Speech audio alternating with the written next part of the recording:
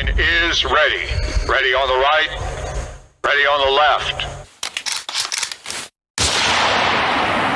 Hey everybody, welcome to episode 41. We're talking about PTSD in the church part 2.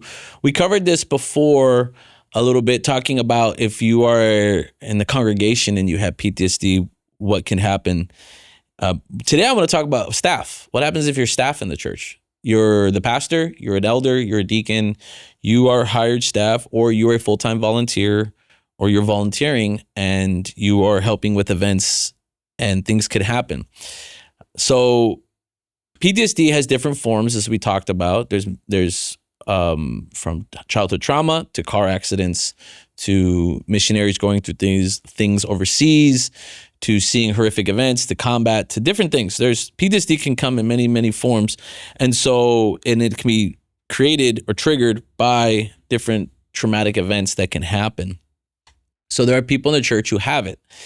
And there are people on staff who can have it. One of the first things I want to point out is you can have PTSD on different levels and you can still function as far as having a job. You can still do that stuff.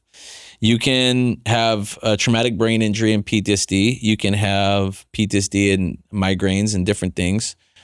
And you can work at a church and do your job like you're supposed to in the capacity the church has hired you. Even if you're a pastor or an elder, you're on the board or deacon or whatever it is that you do. I want to point out here, because we're at the Anchor and me being the pastor here, I myself have PTSD from combat. I got it from Iraq and Afghanistan. I have a TBI as well. And then the staff I have here helped me out a lot. They are all vets. So we have myself and Joseph are Marines. We have 2 other soldiers, and then we have a sailor who these guys were all in, and they're on our board. We have different people help that are civilian and that are military, and they understand. So one of the things you can do, and this is, if you're listening today, is if you're a member of your congregation, what you can do for your pastor, the staff members. And then if you're listening and you happen to be on staff, what you can do for yourself or help others if you don't have it. But one of the things you could do is pray. Always be praying for your pastor or the individual. Pray that they're doing well, and just encourage them. You just pray for them daily. Pastors need prayer regardless if they have it or not. They go through the ringer. They go through a lot. There's a lot going on, a lot of pressure. But pray and just encourage them. If you are close with that individual, ask them, do they have a good support group? Do they have individuals they could reach out to that will support them? I myself have a good support group. So if I am struggling, not only do I have the individuals here at the Anchor, but I can also reach out to Pastor Raul and Pastor Dale, which I do, Calvary Chapel in Golden Springs. I reach out to Octavio at Calvary Chapel Calvary Chapel Front Site, and that's up in Ontario, and he's a combat vet as well. So are Pastor Dale and Pastor Raul. Danny up in Merced, who's a combat vet, and he was at Wounded Warriors with me, and I reach out to him. And each one helps me in a different way because they each have a different capacity of helping. And you may discover you could do the same for your staff. You could discover that maybe you have experiences like they do and encourage them through it. You could discover maybe you don't, but you'll pray for them and just be an ear to listen or just to be there. Maybe you'll discover that through prayer and seeking the Lord, you could be the individual that says, hey, pastor, or, whoever it is, feel free to call me in the middle of the night. My phone is always on. If you're having an issue in the night, you can call me. I will meet you. I will meet you at a Denny's or a Waffle House, depending where you are, get coffee or something. But that you're always available. And that's what's important. So you're praying for the staff. You're praying for the individual. You're praying they do well. If you notice that they're having a flare-up, that they're struggling, something's not right, that they're hypervigilant or they're out of character because of it, Just be there for them, pray for them, encourage them. Maybe if you're on staff together, have a hand gesture, have something, a code, something that lets you know that the individual, something's happening. I know for myself, we have something here in place. I know Pastor Rawl has something in place when he's having something happen with his mental health. I know I do as well, but it could be just raise your finger. It could be different things. When I notice someone on my staff, because there's a couple that have similar things, and I can see that there's that weird look in their face and something's happening, I'll just do like that and give them a thumbs up, and they'll either give me a thumbs up or a thumbs down, and then I'll know, okay, something's going down. They know that something needs to happen. I may be close enough to whisper to them or to mouth like, do you need to go home? Do you need me to come with you? And then they'll do the same, because sometimes they can't talk. So you help them through those episodes. You help them through that. If you notice it's in the middle of service, don't get frustrated if you are helping the individual. So if you're at a large church and it's that time, maybe your church does the collection or they're passing the plate down and each individual is coming down the line and they start to notice it's too much and they want to walk out, let them walk out. Same if communion is happening. If you notice that they're uncomfortable about doing certain things, don't force them. Meaning this, like, if you're going to be doing an event, reaching out an event, it's super crowded. It's going to be a huge crowded event. You know, they're not going to be able to handle that. And they're like, hey, I love the fact that we're reaching out to these people, that we have this beautiful event. The stress of me being in that crowd is going to ruin my day. Don't force them into the crowd. Don't force them to do that stuff. Work with them, help them. Don't belittle them. All right. Don't tell them to get over it. That's the worst thing you do, is tell them get over it. Don't do that.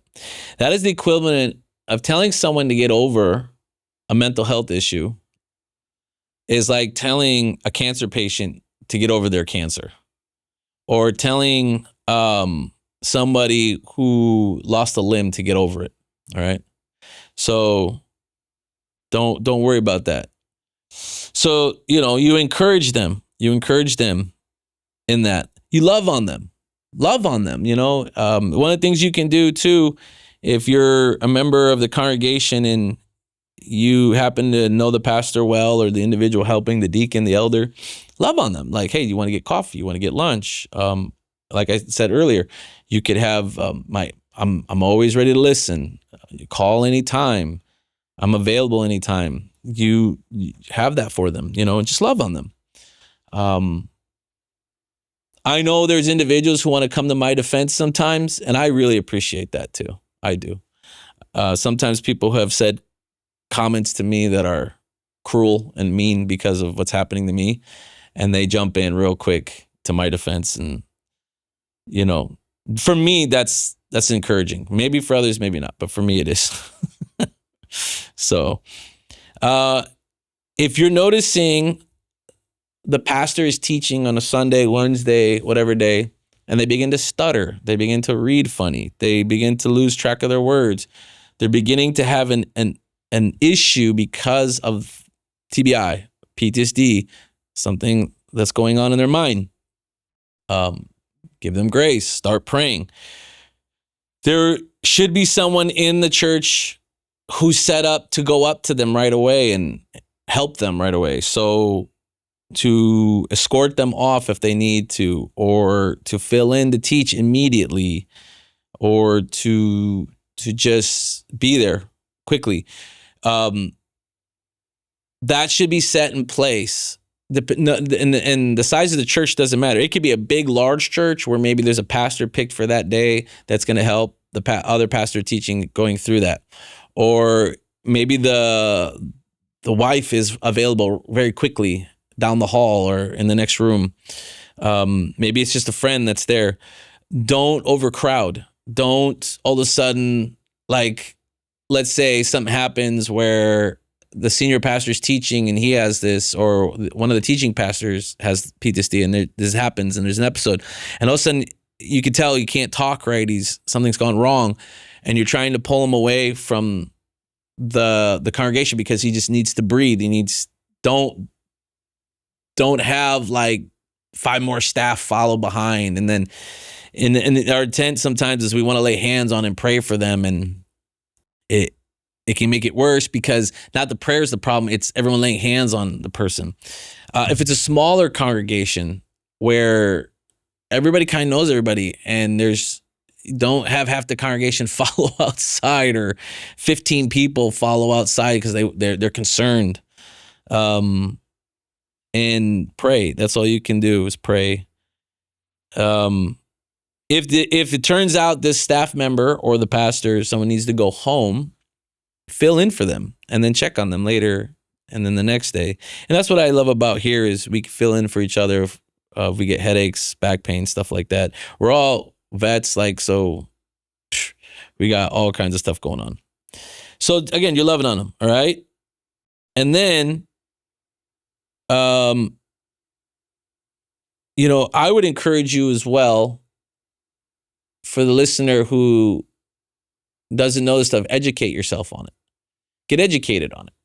Educate what it does, how it reacts, how it's all different. It's not cookie cutter. Everyone's got a different reaction. But know who you are dealing with. And then if you are listening and you have PTSD and you're on staff somewhere, even if you're on staff outside of church, but this is for the church, but if you're even on staff at a workplace, know who you could reach out to. Know your legal rights and who you could reach out to. Know who you have medically to reach out to, and then spiritually, because there are spiritual factors to this.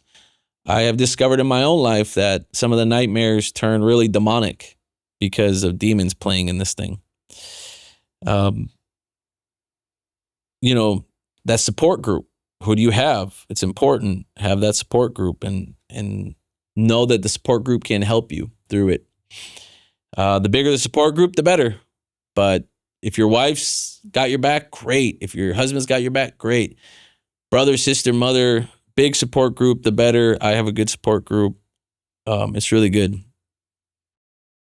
Also, I want to address this. If you're noticing bullying is happening to them, someone on staff is bullying them, a member of the congregation is bullying them, mocking them. And this has happened to me. Ladies and gentlemen, let me tell you something. I have been mocked because of my PTSD, because it affects how I read sometimes. My TBI does the same. My TBI will kick in and I can't pronounce words or read. I will lose track of my thought. I will slur my words. And I've had people make fun of me because of it. I've had people be like, why do you read like that? Like I'm dumb. It's not fun. Don't do that to people. And I've had, sad to say, I've had other pastors, not here at the Anchor, but at other churches I've been at, mock me or make fun of me or try to act like I don't know how to explain this, but it's a form of bullying. And they try to just make fun of the fact that my mind's not well at times because of what has happened. This is no different, ladies and gentlemen, than mocking somebody who has lost a hand or an arm or has cancer or has some other kind of medical ailment. And if you have a pastor on staff that is bullying somebody because they're medically sick, you probably need to fire that pastor. I'll tell you that right now, all right? And if they're the senior pastor of a church and they're bullying people, they probably shouldn't be the senior pastor anymore. And if you're going to keep them as one, well, they're going to answer to God eventually, and your church is going to pay for it in the end for having a bully as a senior pastor, all right? Fear.